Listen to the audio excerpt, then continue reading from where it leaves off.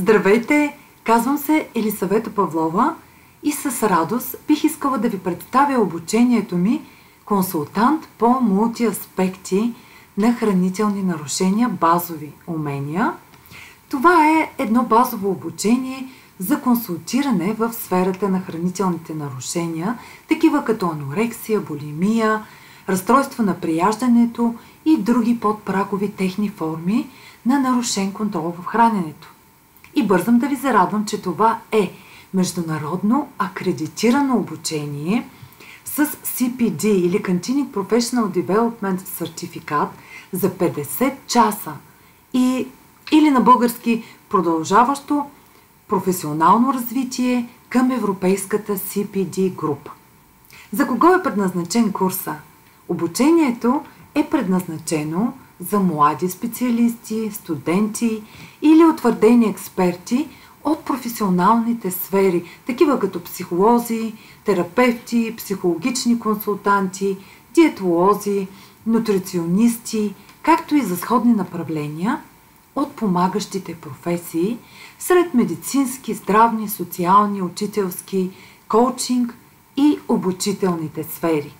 Какви компетенции ще придобие курсиста?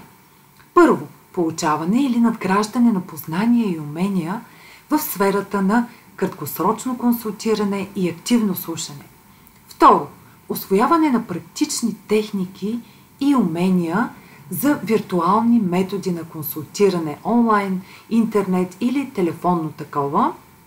Трето, придобиване на многопластови, психологични, медицински и диетологични познания и умения за консултиране при хранителни нарушения. И съвсем накратко за мен, доктор по психология съм, с повече от 17 годишен опит в сферата, лектор, консултант, психолог и обучител, международно лицензиран специалист съм по хранителни разстройства към Международната асоциация за професионалисти по хранителни разстройства.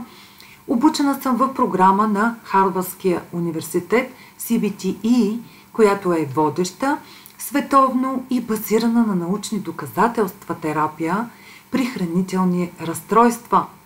Повече за обучението ще научите от визитката за него и конспекта му. Очаквам ви като курсисти и при въпроси с радост ще ви консултирам.